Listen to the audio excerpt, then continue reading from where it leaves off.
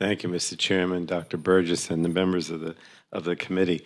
I was told to summarize and not read my statement, so I'll ask unanimous consent to put my statement in the record. Without objection. I don't have much to add to what you said, Mr. Chairman, about what this bill does, but just to point out, again, why it's necessary. As you pointed out, basically insulin has been a generic drug for, I think, at least 70 years. So we're not talking about drugs where there's a patent or where, that we're trying to incentivize the industry to do innovation. This has been around. And so you might say, well, then how come this drug costs so much? Because as you mentioned, I think you did, that for most people, they're paying at least twice what this $35 cap is that we're proposing in the bill.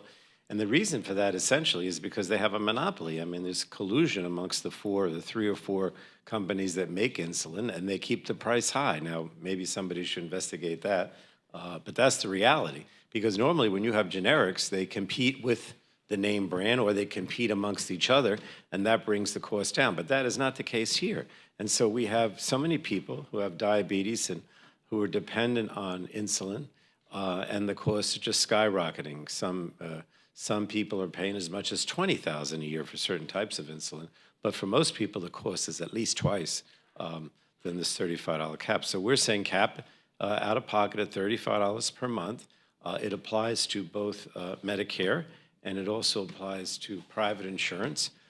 We do have a provision because, obviously I would like to see negotiated prices under Medicare, but we don't have that because the clause that was put in by the Republicans when they established Medicare Part D.